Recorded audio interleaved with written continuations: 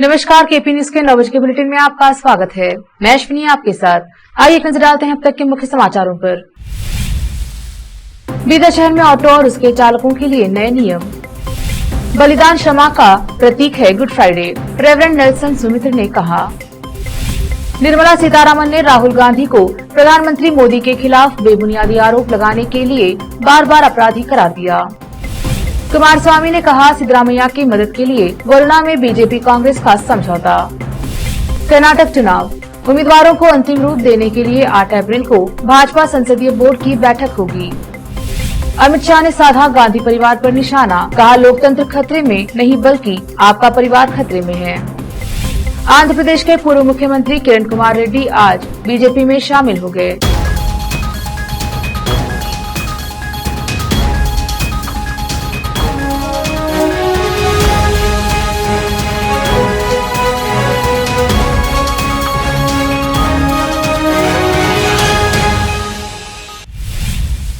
समाचारों का सिलसिला शुरू करते हुए देखते हैं समाचार विस्तार से। पहले समाचार स्थानीय। बीदर शहर में चल रहे ऑटो रिक्शा चालकों के लिए यातायात पुलिस द्वारा नए नियम लागू किए गए हैं, जो सभी ऑटो और उसके चालकों को अनिवार्य रूप से पालन करना होगा। कुछ साल पहले ऑटो को रजिस्ट्रेशन पासिंग नंबर के अलावा एक अन्य नंबर दिया गया था, जिससे ऑटो की शिनाख्त होती थी, लेकिन हाल ही में इसको बदलकर नाबारा के साथ ऑटो और उसके चालक की जानकारी ऑटो में लगाने के लिए पुलिस ने अनिवार्य किया है। संवाददाता खुसरो अहमद की रिपोर्ट। इधर में जो है बहुत गलतियां हो रहे हैं। कोई भी आ रहा लाइसेंस नहीं है, विदाउट लाइसेंस के ऊपर चला रहा। और रात में क्या है, ऑटो में कैब छोड़ के गए तो कौन सा ऑटो वाला था, ऑटो का नंबर नहीं मालूम। इसलिए क्या है, ट्रैफिक पुलिस स्टेशन वाले जो है हमारे साथ जो अच्छा काम कर रहे हैं, पुलिस वाले को क्या है और इजी वर्क हो रहा है। और ऑटो वालों को भी इजी होता है कि फलाना फलाना है बोल के। तो इसलिए मैं शुक्रगुजार हूँ इस हमारे बीदर के ट्रैफिक सर्कल साहब से मैं शुक्रिया करता हूँ। और जो तमाम अवाम हमारे जो बीदर के ऑटो वाले हैं, मैं आपसे विनती करता हूँ, मैं जो बोले तो आप लोग भी क्या है ट्रैफिक का नंबर लीजिए और साथ ही साथ आपके गाड़ी का इंश्योरेंस और जो है आपका ड्राइविंग लाइसेंस होना ज़रूरी है। अगर इंश्योरेंस नहीं रहेगा, किसको तो मार लगा वो तो सामने वाले का परेशान होता है। आपको इंश्योरेंस रहेगा, लाइसेंस रहेगा, मार भी अगर लगा किसी को बोला तो आप डरने का नहीं, इसलिए क्लेम होता है। और पैसेंजर आप ले सकते हैं और पायलट मत भी जाओ आप जो है। और ड्रेस डालो, खाकी ड्रेस दिए से है और वो ड्रेस डाल के आप अच्छा मेंटेन करके बोल के हमारे बीदर के जो सर्कल साहब दिए हैं, आप इसको अमल करो बोल के। धन्यवाद।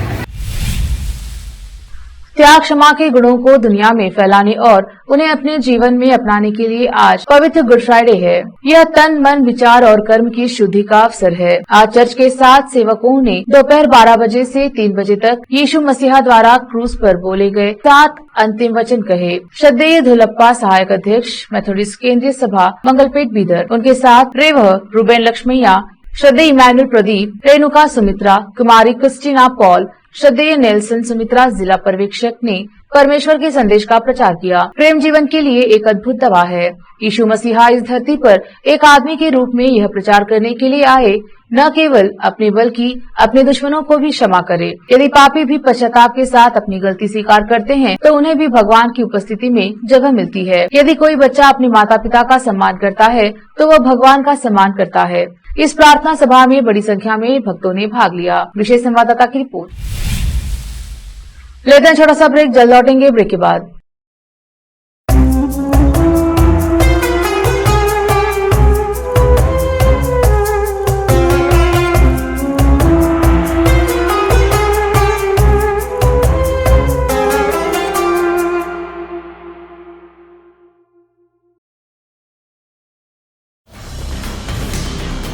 हिंदुस्तान के हर कोने में हम हैं मौजूद।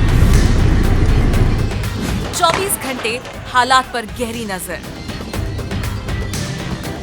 खबरों से जुड़े चुपते सवालात और आपको दिखाता है धार्मिक, सामाजिक, राजनीतिक, लोकल और इंटरनेशनल न्यूज की सबसे बेहतर कवरेज। जो आपको रखती है हर पल बाखबर। देश और दुनिया भर की खबर के लिए देखते रहें KP News 24/7। Noor education trust Bidar की ओर से चलाए जाने वाला Noor MEd and BEd college Bidar, recognised by NCTE Delhi and affiliated to Gulbarga University, Gulbarga. Admission are open for the academic year 2022-23. विशेषज्ञ और सक्षम शिक्षकों द्वारा शिक्षा प्राप्त करने के लिए नूर एमएड एंड बीएड कॉलेज में दाखिला लें और शांत वातावरण में शिक्षा प्राप्त करें। बीदर शहर में बेहतर शिक्षा का एकमात्र केंद्र Noor MEd and BEd college, Shahpur gate, Bidar. Phone numbers 9945283920, 8482221297।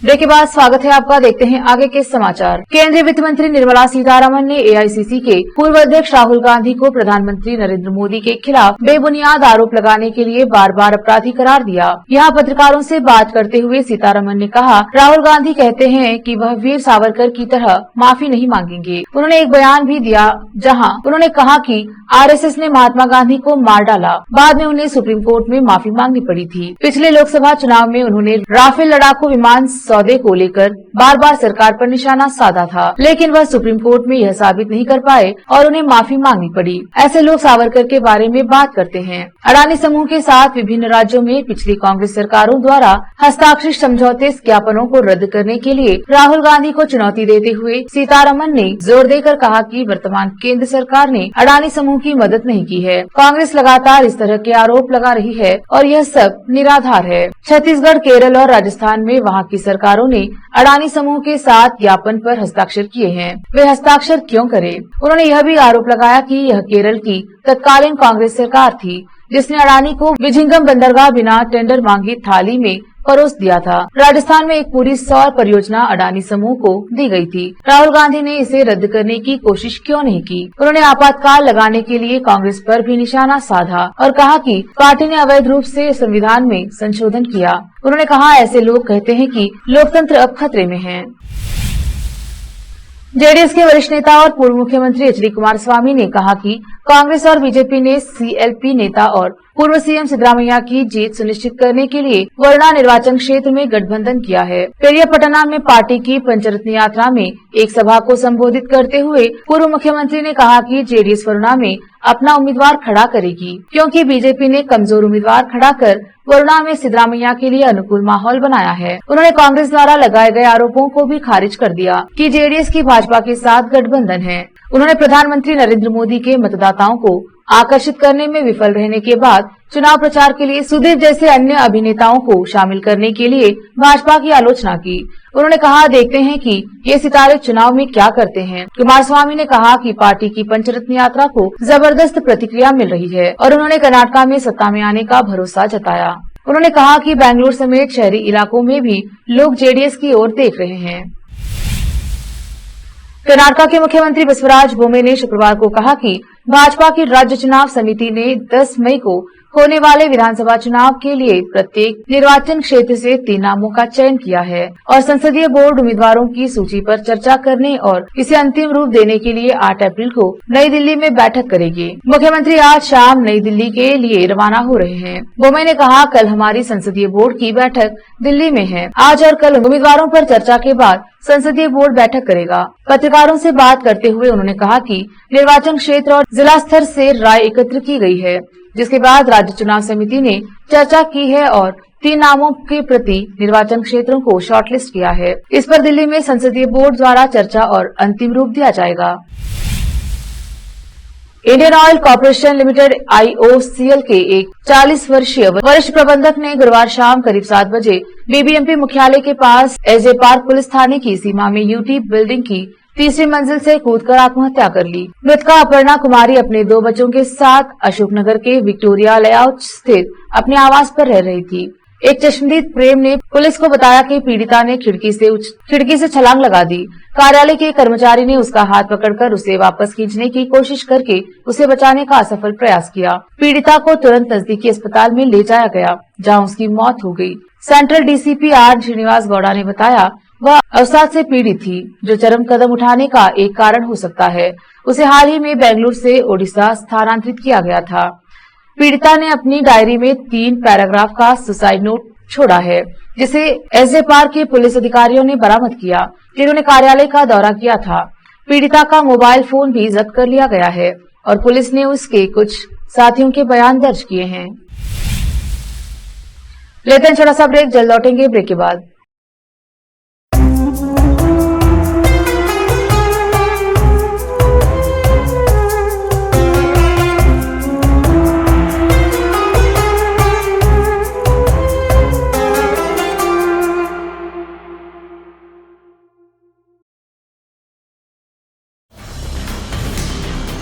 Hindustan के हर कोने में हम हैं मौजूद। 24 घंटे हालात पर गहरी नजर,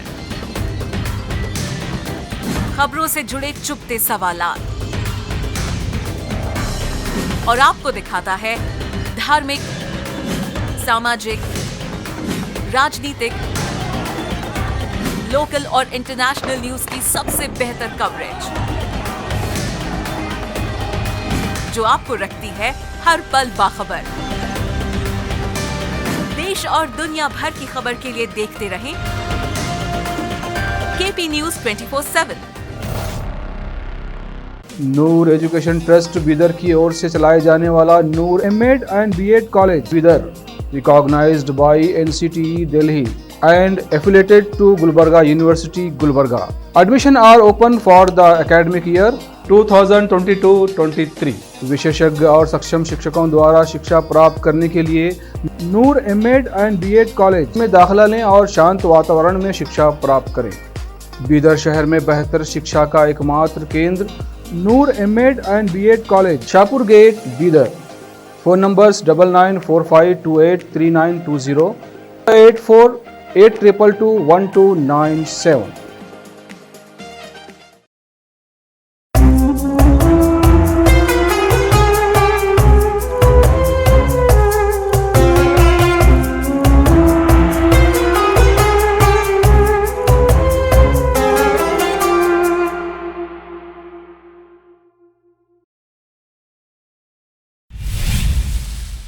ब्रेक के बाद स्वागत है आपका। देखते हैं आगे के समाचार। केंद्रीय गृह मंत्री अमित शाह ने गांधी परिवार पर निशाना साधते हुए कहा कि यह कहते हैं कि लोकतंत्र खतरे में है। लोकतंत्र खतरे में नहीं, बल्कि आपका परिवार खतरे में है। यूपी के कौशाम्बी में उन्होंने कहा, सोनिया जी हो, राहुल जी हो या कोई भी हो, मोदी जी को गाली गलौज के कीचड़ के अंदर कमल को और मजबूत कर खिलाया है। आपने इस लोकतंत्र को जातिवाद, परिवारवाद और तुष्टीकरण के 3 नाखूनों में घेर रखा है। अमित शाह ने कहा, कल की संसद समाप्त हुई। आजादी के इतिहास में कभी नहीं हुआ कि देश के बजट सत्र में चर्चा करे बिना संसद समाप्त हुई हो। विपक्ष के नेताओं ने सदन को चलने नहीं दिया। इसका कारण है कि राहुल गांधी को अयोग्य घोषित किया गया। राहुल गांधी इस सजा को चुनौती दे आपने संसद के वक्त को बलि चढ़ा दिया है। अमित शाह ने कहा कि लोकसभा की सदस्यता से राहुल गांधी की अयोग्यता को लेकर संसद की कार्यवाही बाधित करने के लिए देश विपक्षी दलों को कभी माफ नहीं करेगा।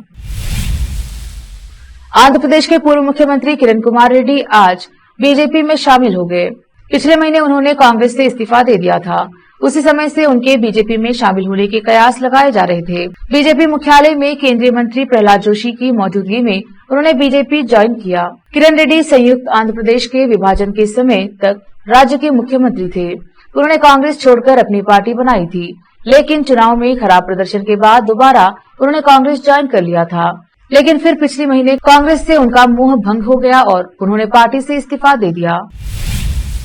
आबकारी नीति मामले में आप नेता और दिल्ली के पूर्व उप मुख्यमंत्री मनीष सिसोदिया की जमानत याचिका पर केंद्रीय जांच ब्यूरो को नोटिस जारी किया। न्यायमूर्ति दिनेश कुमार शर्मा ने मामले को 20 अप्रैल को आगे की सुनवाई के लिए सूचीबद्ध किया और जांच एजेंसी को अपनी प्रतिक्रिया दर्ज करने के लिए 2 सप्ताह का समय दिया। सिसोदिया के वकील वरिष्ठ अधिवक्ता दयान कृष्णन ने कहा, इस मामले में मेरे अलावा सभी को जमानत दे दी गई है। मैं मामले में सबसे कम संभव तारीख का अनुरोध कर रहा हूँ। अदालत ने आदेश दिया, नोटिस जारी करे, 2 सप्ताह के भीतर सकारात्मक रूप से जवाब दाखिल करे, कॉपी दूसरे पक्ष को भी दी जाए।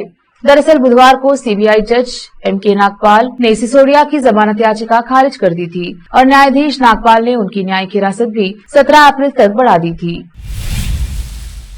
दिल्ली उच्च न्यायालय ने गुरुवार को एसएसएलसी पेपर लीक मामले में गिरफ्तार तेलंगाना बीजेपी अध्यक्ष बंडी संजय कुमार को जमानत मिल गई है। वारंगल के एक मजिस्ट्रेट अदालत से 20,000 रूपए के 2 मुचलके की शर्त पर संजय कुमार को जमानत दी गई है। हालांकि कोर्ट के द्वारा जमानत मिलने के बाद उन्हें शुक्रवार को रिहा किया जाएगा।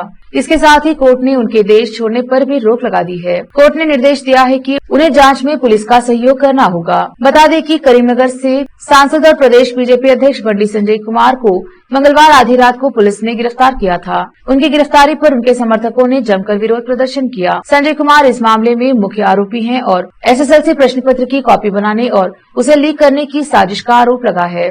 भारतीय जनता पार्टी की तेलंगाना इकाई के अध्यक्ष और सांसद बंडी संजय कुमार को एसएसएलसी बोर्ड के पेपर लीक मामले में पुलिस ने गिरफ्तार किया था। इस मामले में उन्हें मुख्य आरोपी बनाया गया है। इसके बाद कोर्ट ने संजय कुमार और दूसरे 3 आरोपियों को 19 अप्रैल तक की न्यायिक हिरासत में भेज दिया था। पुलिस ने कहा कि पेपर को इंस्टेंट मैसेजिंग ऐप के एक ग्रुप में पोस्ट किया गया था। इसके बाद में एक अन्य आरोपी ने पेपर दूसरे ग्रुप के साथ एक कॉपी संजय कुमार को भी भेजी थी। इससे वे प्रदेश सरकार को बदनाम करने की साजिश रच रहे थे।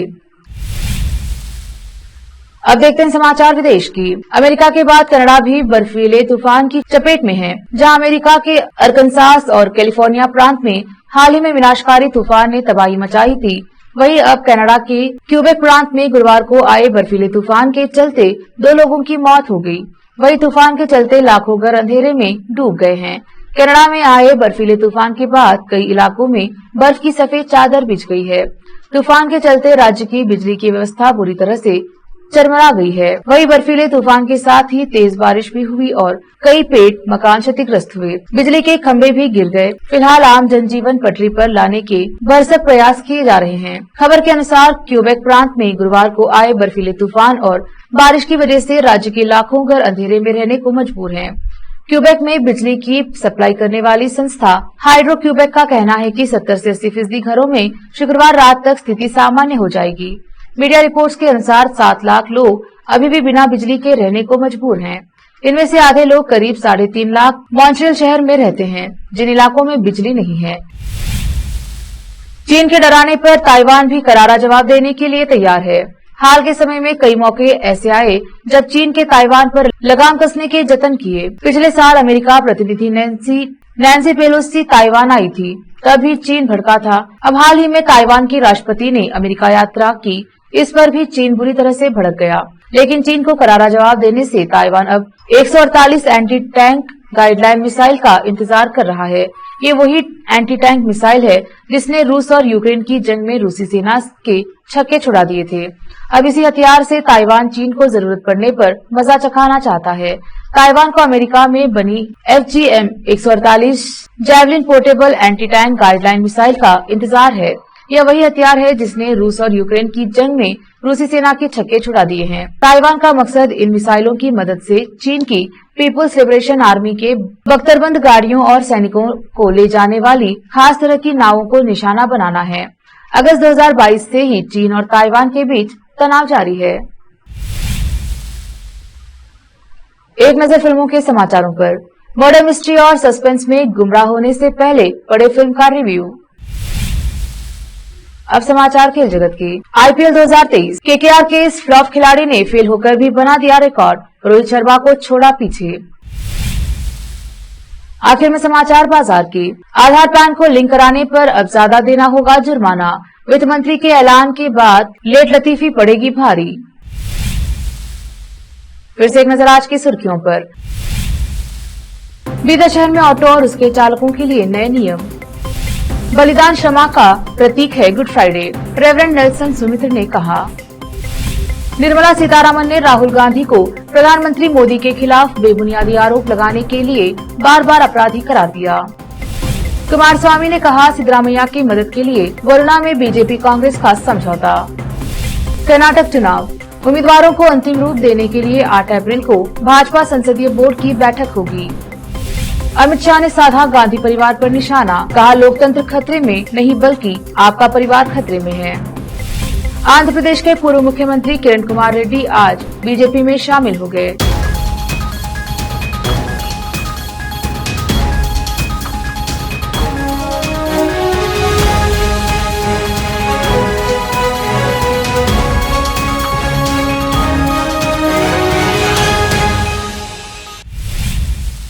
केपी न्यूज के 9 बजे के बुलेटिन में आज इतना ही। देखते रहिए केपी न्यूज 24/7। धन्यवाद।